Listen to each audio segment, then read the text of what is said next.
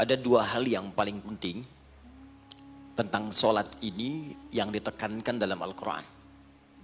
Pertama, kenapa sholat begitu penting ditunaikan? Karena ia akan menjadi pembeda antara Khalik dengan makhluk. Jadi kalau kita ingin bedakan Tuhan dengan hamba, maka di antara titik penting perbedaannya, kata Allah langsung itu terletak pada aspek ibadah, khususnya sholat. Karena itu ketika Nabi Musa alaihi salam berkenan kemudian langsung diperintahkan oleh Allah sehingga disebut dengan kalimullah yang diajak bicara dan diperkenalkan tentang esensi ketuhanan Allah, maka disebutkan perintah langsung oleh Allah untuk menyembahnya dalam bentuk salat. Al-Quran surah ke-20 Taha ayat ke-14. Kata Allah, innani anallahu la ilaha illa ana fa'budni wa aqimis salata li dzikri.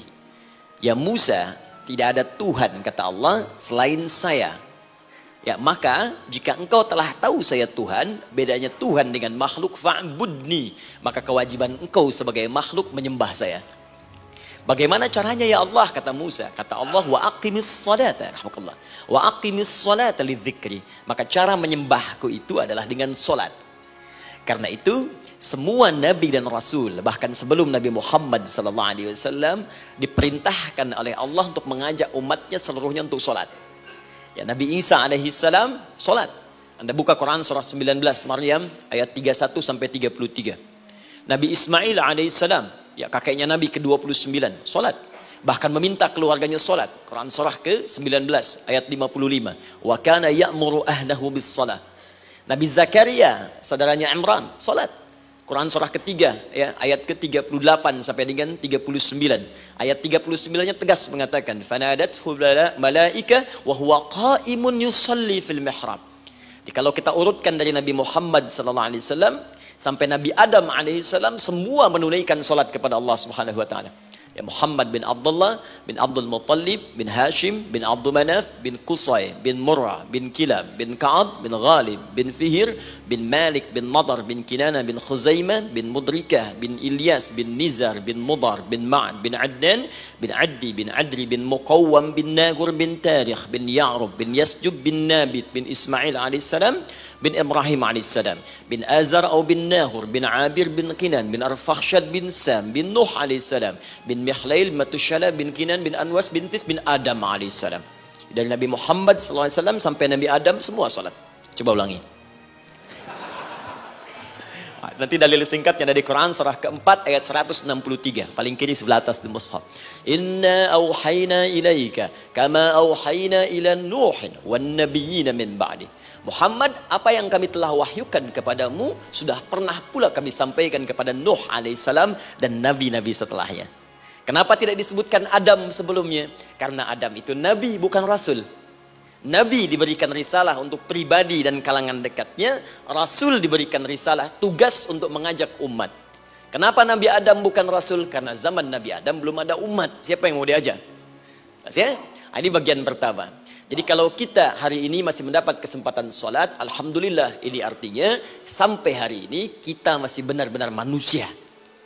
Kan kalau ada orang yang kemudian tidak mau beribadah apalagi sholat, terkhusus ketika dia beriman, maka penting dipertanyakan, masihkah ada iman dalam dirinya? Karena itu kata Allah dalam Al-Quran, surah ke-8 ayat yang kedua, aku akan perdengarkan namaku, sehingga ketika disebutkan itu, kita bisa menguji adakah getaran iman dalam jiwa kita. Quran surah 8 Al-Anfal ayat kedua. Innamal mu'minuna alladzina idza dzukirallahu wajilat qulubuhum. Sungguh orang yang masih punya iman itu, kalau diperdengarkan nama Allah kepadanya, akan ada getaran dalam jiwanya. Karena itu setiap hari 5 kali diperdengarkan nama Allah. Untuk menguji di jiwa kita masih ada iman tidak? Bahkan dari bangun tidur, bayangkan waktunya dibagi sempurna persis. Dari mulai subuh baru bangun, menjelang ke siang, mau berakhir siang ke sore, sore pindah ke maghrib, hilang kemudian muncul gelap malam. 5 kali persis dibagi waktu. Diperdengarkan untuk menguji. Kira-kira setelah subuh siang masih ada nggak iman? Sore masih ada nggak? Ya Allahu Akbar, Allahu Akbar. Karena itu kalau iman masih ada melekat di jiwa kita, demi Allah saya katakan, begitu kita mendengar suara azan, pasti hati kita akan mengatakan, Allahu Akbar, Allahu Akbar. Wih, sudah azan ya? Pernah begitu? Ya, walaupun mungkin setelah selesai la ilaha illallah baru adzan, belum qomat. Ya, itu normal, gak apa-apa. Yang penting iman masih ada. Nah, ini menunjukkan ada getaran dalam jiwa. Satu itu. Yang kedua, ini yang jarang dimanfaatkan teman-teman. Jadi seringkali sholat dimaknai pada ibadah formal bagian pertama saja. Adapun yang keduanya, ini yang jarang digali. Padahal sekali saja dalam sehari, itu 5 kali Allah menunggu kita. Ternyata sholat itu satu-satunya wasilah ibadah yang disebutkan dalam Al-Quran untuk langsung memohonkan semua kebutuhan yang kita rasakan. Bahkan sebelum kita diminta sholat, itu kalimat pertamanya bukan ibadahnya. Kata Allah, kau punya masalah apa? Sedang butuh apa? Sedang punya problem apa? Buka Quran surah kedua Al-Baqarah ayat ke-45 sampai 46. Paling kanan pertengahan di usad. Wasta'inu bis-sabri was-salah. Perhatikan kalimatnya, indah sekali. Ya Allah menempatkan sholatnya bagian kedua. Kata Allah, wasta'inu, hei hambaku, jika kalian punya persoalan dalam kehidupan, maka, perhatikan kalimatnya baik-baik, wasta'inu, mintakan solusinya kepadaku. Jadi kalau sedang punya masalah, bukan bikin status, gak akan selesai. Sedang eksplorasi minyak, gak keluar-keluar, bikin status. Duh, susah sekali yang ngebornya. Gak akan selesai. Jalan macet, bikin status. Jakarta macet, ya gak akan selesai. Ya, apa yang harus dilakukan kata Allah? Jika Anda beriman kepadaku, yakin denganku, maka wasta'inu, punya persoalan, minta kepada Allah.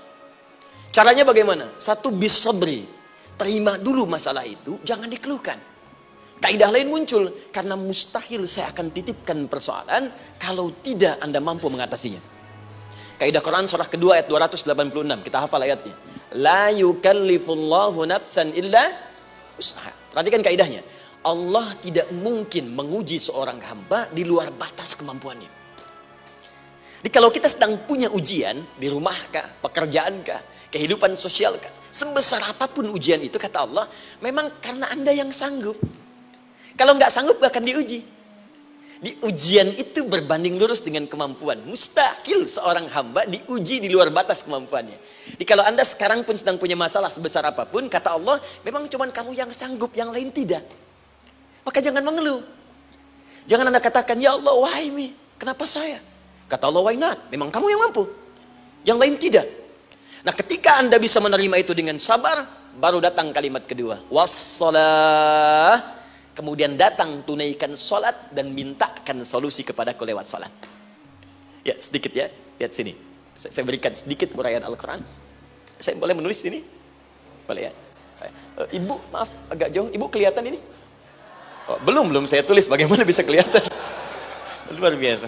Cuma di Pertamina, belum ditulis udah kelihatan. Maaf, lihat sini. Wasta'inu. Baik, ya. Saya ingin sedikit sekali. Ini redaksi Quran itu indah sekali diksinya. Wasta'inu. Lihat sini. Kata Allah, jika Anda punya persoalan dalam hidup, maka mintakan solusi. Terima dulu masalahnya dengan sabar, karena kita dipercaya oleh Allah. Gini, cara memahaminya. Allah aja percaya dengan kita. Masa kita nggak percaya ini? Allah yakin dengan kita mampu. Masa kita nggak yakin? Terima dengan sabar. Kemudian wassalah, mintakan solusinya lewat salat. Kata perintahnya dibuka dengan kalimat wasta'inu.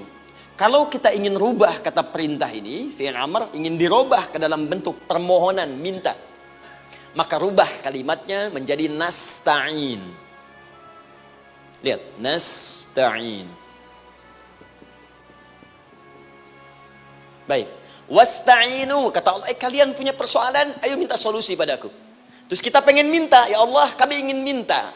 Maka dalam bahasa Arab, kalau kita ingin merubah kalimat ini ke dalam bentuk permintaan, kita katakan nasta'in. Saya tanya pada Anda, pernah nggak dalam sholat kita mengucapkan kalimat nasta'in? Ada? Masih ingat? Baik, apa kalimatnya? Iyyaka na'budu wa iyyaka nasta'in. Perhatikan, iyyaka na'budu wa iyyaka nasta'in. Iyyaka na'budu, iyyaka, ya Allah, Engkau perintahkan aku untuk ibadah. Maka sekarang aku ibadah, sholat, hanya kepadamu saja. Kan kata Allah, kamu sholat. Terus kita katakan, iyyaka na'budu. Sekarang kami sholat, ya Allah. Nama lain sholat itu ibadah. Kalau kita ibadah, na'budu. Dari mana tahunya nama lain salat ibadah? Quran surah ke-20 ayat ke-14. Fa'budni wa aqimis salata li dzikri. Ibadah kepadaku caranya salat. Maka saat salat kita katakan iyyaka na'budu. Ya Allah, Engkau perintahkan aku untuk ibadah, sekarang aku ibadah. Wa iyyaka nasta'in. Dan sekarang aku sedang punya persoalan ya Allah. Aku punya masalah. Aku punya problem. Dan aku yakin hanya Engkau yang pasti akan menyelesaikannya. Ketika Anda mengatakan iyyaka nasta'in, perhatikan hadis qudsinya. Hadisnya qudsi. Ya.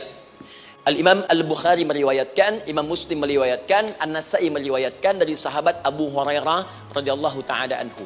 Ada lagi yang dari sahabatnya Anas bin Malik. Perhatikan kalimatnya. Idza qala al-'abdu iyyaka na'budu wa iyyaka nasta'in, jika hambaku dalam salatnya benar membacanya, benar dari awal salatnya sampai dengan kalimat iyyaka na'budu wa iyyaka nasta'in, ya Allah, sekarang aku ibadah kepadamu dan sekarang aku punya persoalan. Aku mohonkan solusinya darimu. Kata Allah, hadza baini wa baina 'abdi. Ini perjanjian antara aku dengan hambaku. Wali 'abdi. Hadisnya qudsi. Wali 'abdi. Kalau hambaku benar salatnya sampai kalimat ini, masa'alah. Apapun yang dia minta sekarang, aku akan kabulkan. Aku akan kabulkan. Pertanyaan saya, berapa di antara kita yang sholat sampai detik ini ribuan kali ruku dan sujud yang memanfaatkan momentum ini untuk memohon? Siapa di antara kita yang ketika sholat memohon kepada Allah solusi? Jangan-jangan selama ini sholat itu hanya menjadi formalitas saja. Takbir, ruku, sujud, salam, selesai. Takbir, ruku, sujud, salam, selesai. Padahal Allah sudah menunggu hambaku, kamu tuh punya masalah apa? Makanya setiap waktu dibagi 5 supaya hidup kita ringan. Subuh ke zuhur punya masalah, zuhur salat. Begitu kita mohon, tuntas masalah itu. Zuhur ke asar punya persoalan, asar salat. Dijawab oleh Allah, tuntas persoalan itu. Karena itu, semua nabi dan rasul, bahkan orang soleh, ketika punya persoalan dalam hidupnya, even itu hanya menulis karya ilmiah, maka mereka akan memulai dengan salat dan minta kepada Allah Subhanahu wa taala. Teman-teman kenal Nabi Zakaria? Bagus. Baik, di sana belum tulis sudah kelihatan. Sini kenal Nabi Zakaria, alhamdulillah. Tapi nggak apa-apa. Saya ke Sukabumi Pak, ada yang kenal Fir'aun. Kenal Fir'aun, kenal, bagus.